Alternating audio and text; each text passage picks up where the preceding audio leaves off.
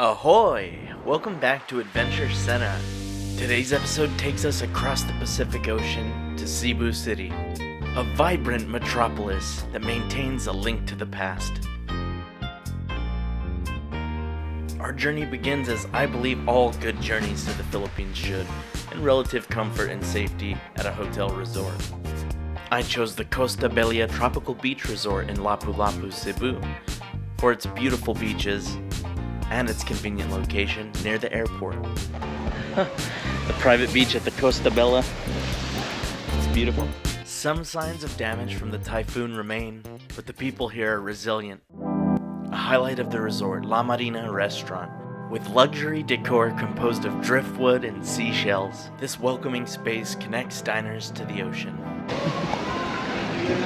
Here at La Marina, it's the hotel restaurant at Costa Bella, and I gotta say the menu's pretty damn good. It's a cool little restaurant bar. I'm gonna get a cocktail and maybe just a little snack. Okay, so I gotta say this is not normal rice. It's garlic rice. You can see tiny chunks of garlic throughout. Ooh, that smells so good. I gotta say the adobo is beautiful too. That's a bay leaf. Looks like carrot and green bean. I don't know what that is.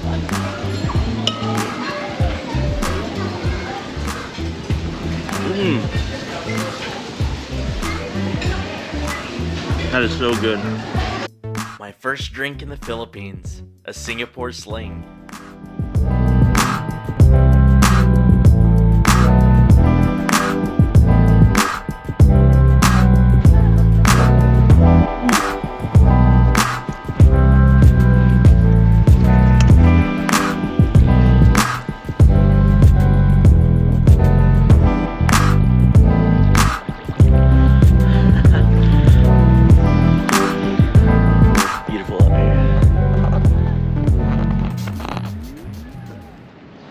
So here I am in Cebu.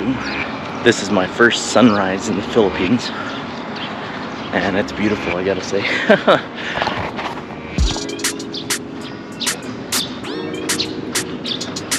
No one's out this early. Looks like this is not a place of early birds.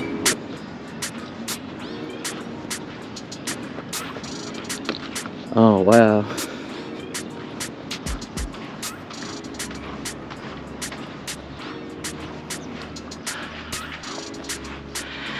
So I'm about to do the Cebu City day tour, and this is gonna take all day.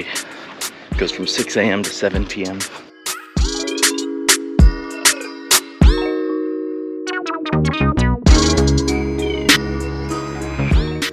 Yes.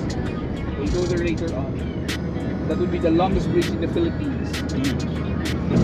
That red one, you see that red one? Oh yeah. It's there. During the pandemic time, a lot of people, they put the fences at the side of that one because during pandemic time, a lot of people commit suicide. Really? Do people still come to church here?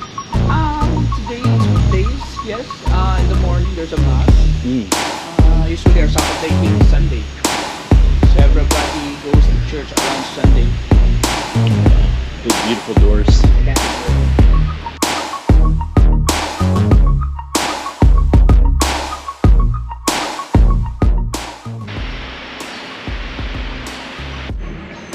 Tuesday mass. Yeah, it's always a mass in the morning.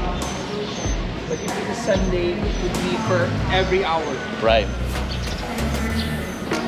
The famous one is the Santo Niño because our patron saint here is the patron saint of Cebu is the Senior Santo Niño.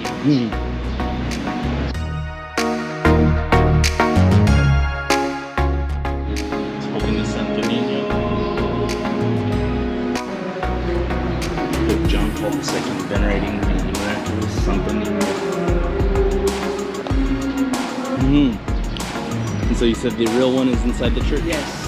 No, the real cross is that one. Oh yeah. It's inside this one. Look, this one is just only the casing. Oh. This one explains the real cross is here. Oh, I see what you mean. So it's wrapped around the cross. It's only a casing. Wow.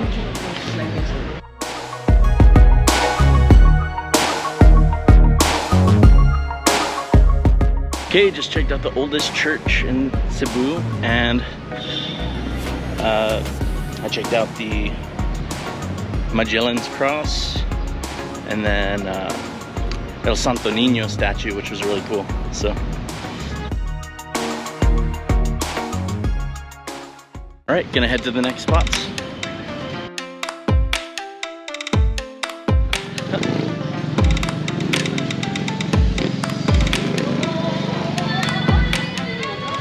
And this was mostly donations, huh? Yes. It's unbelievable. And then there's another one there.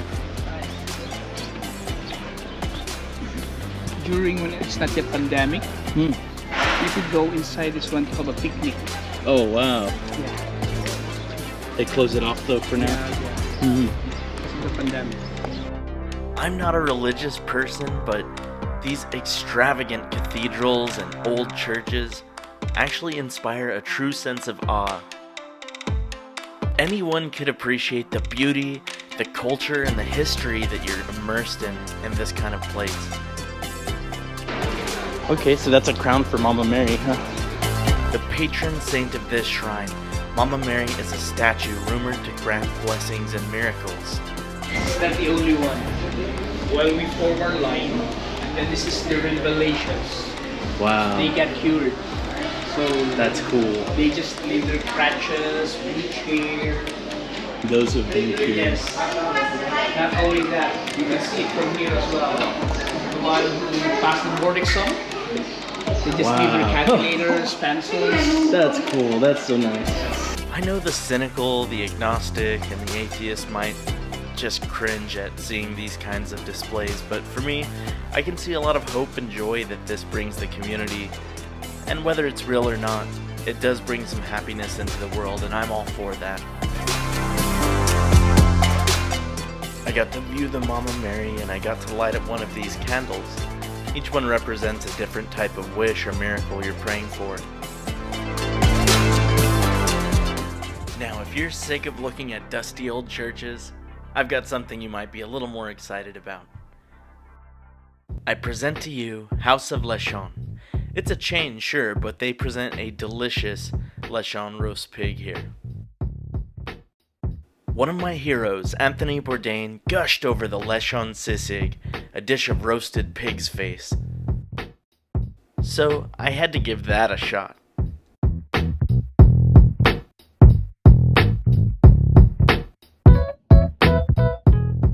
Crispy pork, onions, chilies, garlic. There's nothing I don't love here. It's fantastic.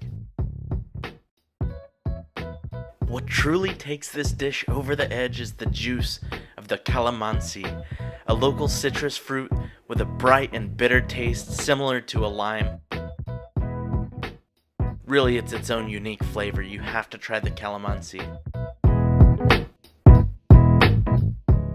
Next up, I had to try the sinigang, a sour fish stew.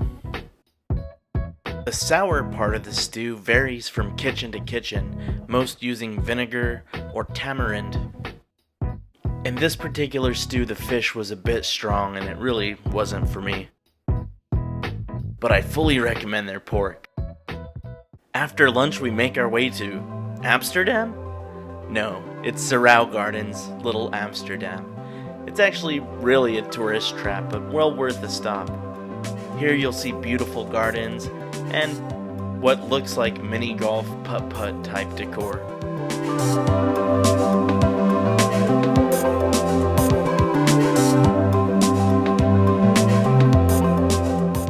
If the amusement park vibe isn't really your style, you can just admire the views instead. The countryside outside of Cebu City is truly magnificent.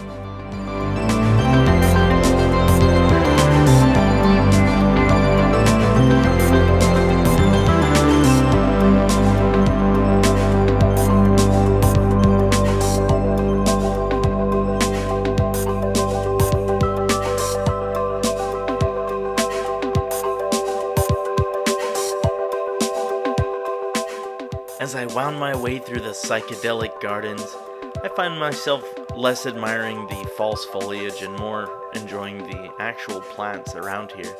There were some stunning specimens that I can't name.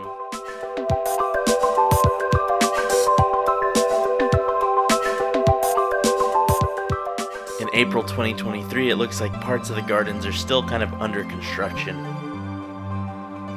It was in this ring I encountered the most fascinating plants of my entire journey. These mysterious lumpy yellow things. It's a surreal experience at Sirao Gardens, and I think it's worth it if it's just part of a tour. Tell me in the comments what the hell these things are, please. Next up on the tour, we visit the Filipino version of the Taj Mahal, known as the Temple of Leah. This modern-day Greek temple is a monument to love and grief.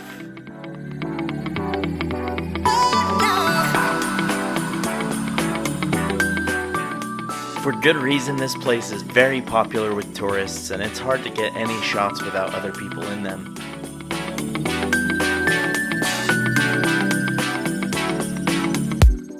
For those so inclined, there's also a restaurant tucked under the Temple of Leah, conveniently, for you to have a snack.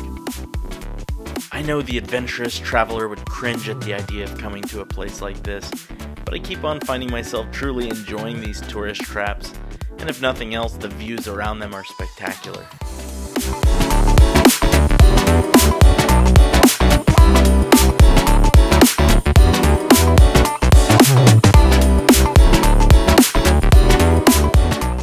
It's clear from the detail put into every part of this monument, no expense has been spared.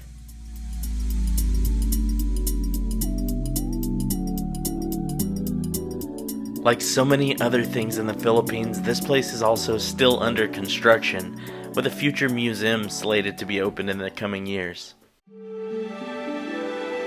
Rounding out the adventure, we find ourselves at the Tao Temple. My guide was careful to warn me there are many steps walking up to the temple, and I told him I thought I could survive, and I just about did. With a couple of breaks to catch my breath. The temple proper is a sacred place, and so out of respect I wouldn't film indoors, but they do allow you to film and take photos outside of the temple structures.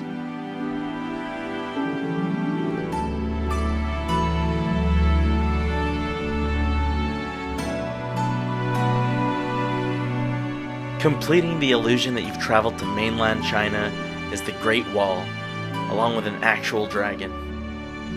The Taoist temple is composed of 4 elemental shrines, one for fire, earth, air, and water.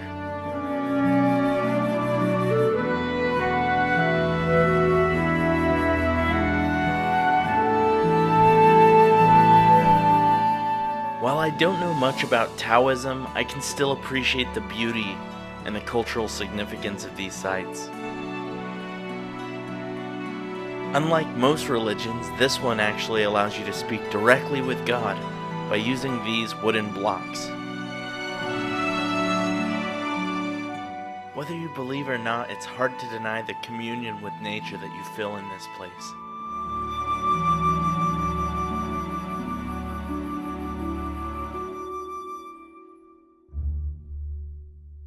This brings our first episode of Journey Across the Philippines to a close. Stay tuned for a sneak peek of our next adventures, this time in Bohol and Panglao Island.